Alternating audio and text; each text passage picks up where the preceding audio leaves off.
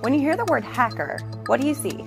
Chances are it's a man in a hoodie sitting in a dark basement typing so fast you can't even see his fingers move. Slash, period, workspace, slash, period, garbage. But the hacker stereotype that you see in movies, TV, and even the news is just that, a stereotype.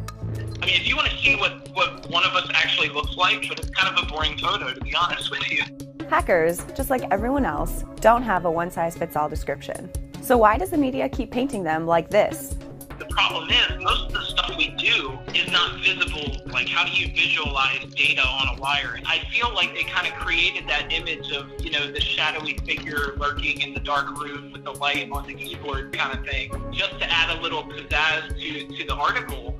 The divide between the media's perception of hacking and the hacker realities becomes even more obvious in the way fictional hacks are executed. What the hell?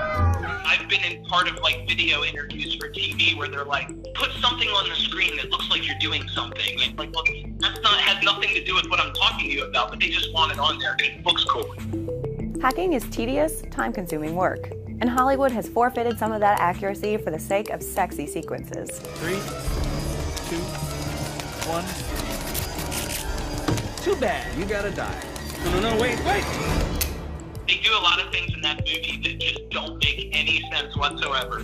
There's like 19 monitors that they hook together to make this one giant screen, and supposedly that helps him hack a lot better. There was one instance that's really funny. It was two people typing on the same keyboard at the same time. I will say Mr. Robot's probably one of the better ones out there. Whoever the technical advisor is for Mr. Robot does a hell of a job. One of those advisors is Mark Rogers. Many of the hacks shown on Mr. Robot are based on hacks that Mark has actually done. I did them at home, record them, and then I would send up the videos of what I did. They would get an animator to produce animation models, and then it's the animation that you can see on the TV. Even though Mr. Robot gets hacking right, Mark says everyone still has work to do when it comes to a fair representation of hacking culture. One of the criticisms I had all along with Mr. Robot is they get the technology right. They get a lot of the motivation right. They don't get the culture right. They are increasingly trying to do that, but it's hard for them. So the very earliest hacker films are things like war games. You see a kid or a couple of kids and they're running around and they're doing kid stuff. That's pretty accurate.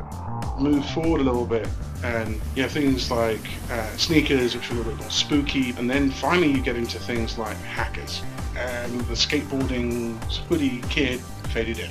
And even though hackers weren't obsessively wearing them, the hoodie stuck. Young people who were trying to break into the hacking community began to fully embrace the hoodie stereotype. If you look at the hackers who show up, they don't dress like hackers. You might mistake some of them for rock aficionados, you know?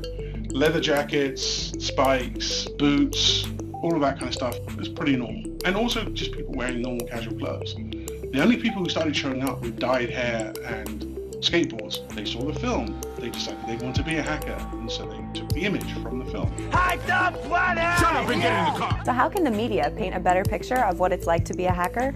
Instead of inventing what you think looks like a good representation of a hacker, come and see what a hacker looks like.